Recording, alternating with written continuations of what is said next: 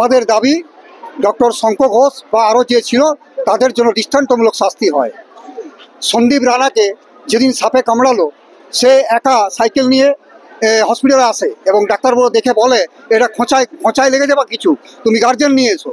সে তখন দৌড়ে যায় এবং তার মা বাবাকে নিয়ে আসে, এবং তার মা বাবা যখন আসার পর ডক্টরবাবু বলে যে একে বিষধর সাপে কামড়িয়েছে, একে এখন বাঁকুড়া রেফার করা হচ্ছে। কিন্তু উনি যখন এটা জানেন যে এটা সাপে কামড়িয়েছে, তখন ফার্স্ট উনি যে ডোজটা দেওয়ার সেই অ্যান্টিভেনম কেন দিলেন না, এবং না দেওয়ার জন্যে সেই একটা ছোট্ট শিশু সন্দীপ রানা মারা যান এবং মায়ের কোল খালি করে চলে যান। আমরা দাবি রাখছি দৃষ্টান্তমূলক তাদের শাস্তি চাই, এবং সেই ইয়েতে আমরা 4 তারিখে আমাদেরকে বলেছিল, ডেট দিয়েছিলেন যে এখানে 4 তারিখে আসবেন, সিও মিশ্র সাহেব আসবেন, তারপর আপনাদের সঙ্গে আলোচনা করবেন। কিন্তু সিও মিশ্র এখনো পর্যন্ত পৌঁছেনি।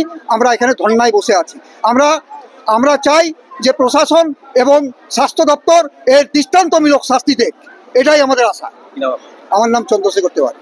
আমাদের দাবি যে 12 বছরের একটা নিষ্পাপ শিশুকে অবহেলায় বিনা চিকিৎসায় মারা গেল, সেই ডক্টর শঙ্খ ঘোষ আজ উনি এখান থেকে আসেননি, উনার উপস্থিত থাকার কথা ছিল। সিওমিচ এবং সুপার ওনারা বলেছিলেন ওই দিন ডাক্তারবাবু থাকবেন, আপনাদের যথাযোগ্য আপনারা যে দাবিগুলো চাইছেন যে কেন এই শিশুটাকে মারা গেল তার সদ উত্তর আপনারা পাবেন।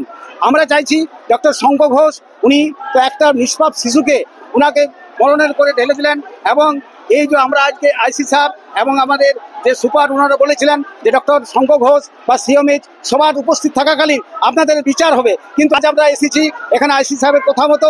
আইসি সাহেব দেখছেন যে সেই সুপারও আছেন কিন্তু সিএমইচ আসেননি, ডক্টর শঙ্খ ঘোষও নেই।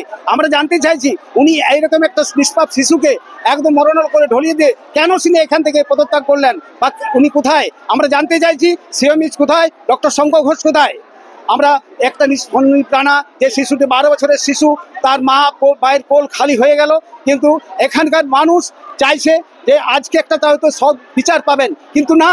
এখানে এসে দেখলাম আইসি সাহেবের কথা মতো আমরা এসেছিলাম যে আজকে সিওমিচ, বিওমিচ এবং সুপার ওনারা সকলে মিলে আমাদের কিছু সুরাহা করবেন বা আমাদেরকে, হ্যাঁ আমরা আমরণ এখানে বললাম যতক্ষণ না সিওমিচ, বিওমিচ এবং সুপার ওনারা এসে পরে আমাদেরকে না বুঝিয়ে দিচ্ছেন যে কেন পর্যাপ্ত করে সাপের যে বিষ ভ্যাকসিন ছিল তা পুশ কেন করেননি।